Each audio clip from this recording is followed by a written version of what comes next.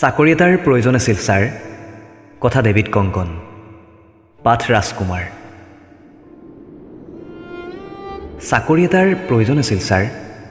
চকীদাৰ, কেৰণী অথবা peon sweeper, যি হ'লেও কৰিম ছাৰ। ইণ্টাৰভিউ বহুবাৰ দিছোঁ।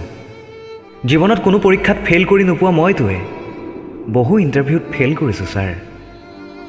কেইবাটাও পৰীক্ষাৰ ৰিজাল্টেই নাপালোঁ।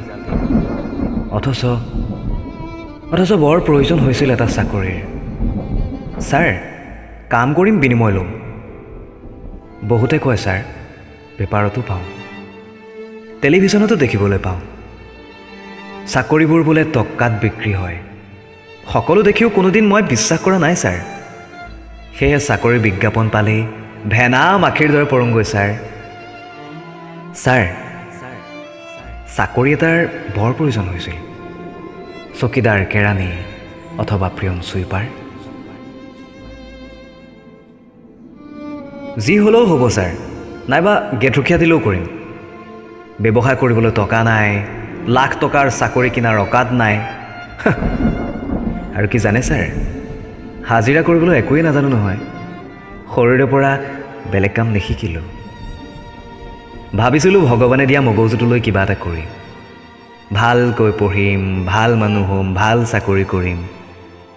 কিন্তু এতিয়া এই মগজুটো হতাশা নামৰ বস্তুটোৰে আৱৰা ছাৰ। ছাৰ, বৰ প্ৰয়োজন আছিল এটা চাকৰিৰ। ঘৰত বেমাৰী দেউতা, চকুৰে কম দেখা আই, বিয়াৰ বয়স হৈ অহা ভনীজনী, সমাজে মোকেই ধিক্কাৰ দিয়ে ছাৰ।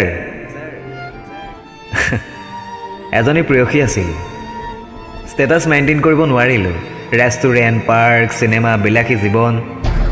ছাৰ, এইবোৰ আমাৰ অকাদৰ বাহিৰত। সেই গুমটিখনেই প্ৰিয়। জেপ খুচৰি উলিওৱা 5 টকাত পাই যায় একাপ ফিকা চাহ। বাইকৰ প্ৰয়োজন আমাৰো হয়, কিন্তু বিনা চৰ্তে চলি ফুৰা ভৰি দুখন বহু গুণে বিশ্বাসী হৈ পৰিছে ছাৰ। ৰাতি হ'লে বিষায় অলপ, কিন্তু চলি যায়।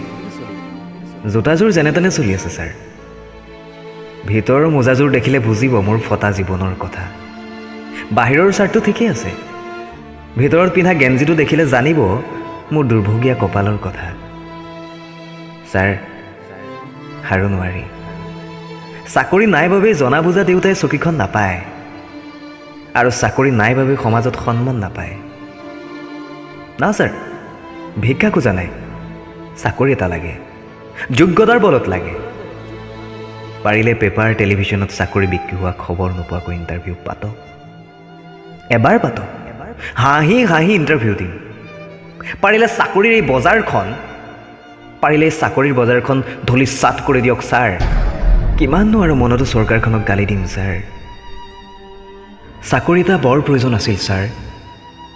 চকীদাৰ, কেৰাণী অথবা পিয়ন চুইপাৰ।